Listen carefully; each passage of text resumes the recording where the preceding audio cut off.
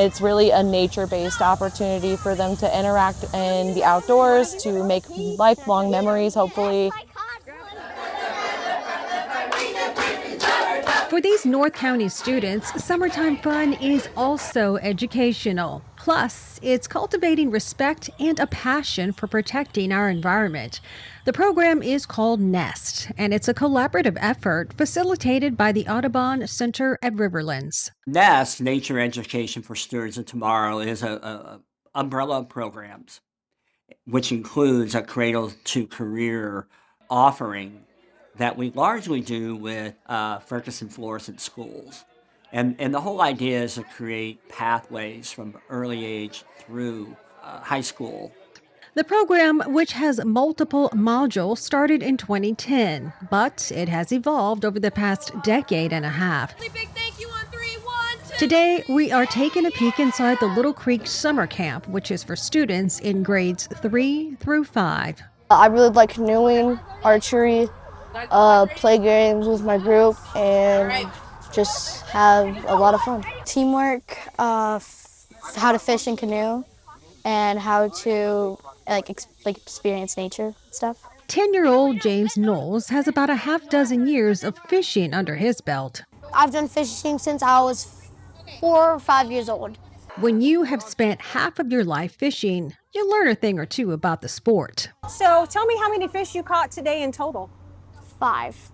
And you had to throw them all back. Yeah, and I helped other people in my group out, so to get off the hook.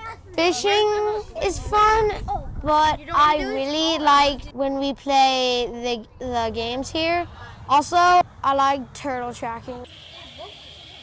While there are real turtles at the park, outfitted with tracking devices, these students are tracking toy turtles. But the principle, it's the same. We have over 25 written curriculum lesson plans aligned with NGSS standards. So it's really great for schools that are looking to do field trips and get an experience out on the Mississippi River and at the sanctuary. Each group of campers is led by a counselor from one of the local high schools.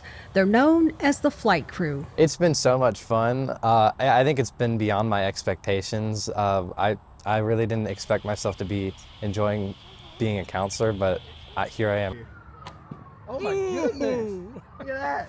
We play games with them. We make sure to build strong bonds with each of our campers. They honestly grew my love for nature. Beforehand, I was oftentimes a little off-put because of the heat and the bugs and things like that, but they made me love it. This is an opportunity for them to really get exposure to STEM careers. So they're meeting professionals and different partner organizations all across the St. Louis region. They're getting hands-on experience doing things like restoration projects, removing invasive species from wetlands, doing mock bird surveys. So it's really kind of a crash course in learning about all the different careers that you could potentially do. These camp counselors are known as the flight crew, in keeping with the mission of the Audubon Center. Flight Crew is the Audubon Center at Riverlands' 7-week summer internship. So you're with part of Flight Crew then? Okay. When the interns reach this level, it has become more than a passing interest, and they are truly considering college career preparation for these kind of jobs. And they are also looking at potentially doing more volunteer and internship work while they're going to college. These high schoolers are taking part in the Audubon Center's job fair to learn more about careers in conservation. We program these computers basically to take hourly images, top-down images of germinating seed or side views of plants as they're growing. So they're often surprised to learn there are careers here and that people are actually working every day to conserve and protect natural resources, which we all need, not just birds and wildlife, but people too. I got introduced to this line of work in a very similar way. Antonio Brazelton is a PhD candidate at WashU.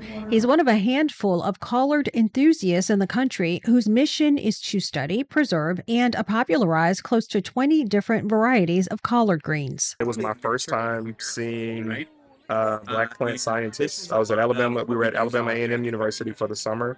And it kind of sparked this I could be the world doing this work. To talk about what would be needed to increase the amount of people and diversity of people working in conservation, and how do we attract them?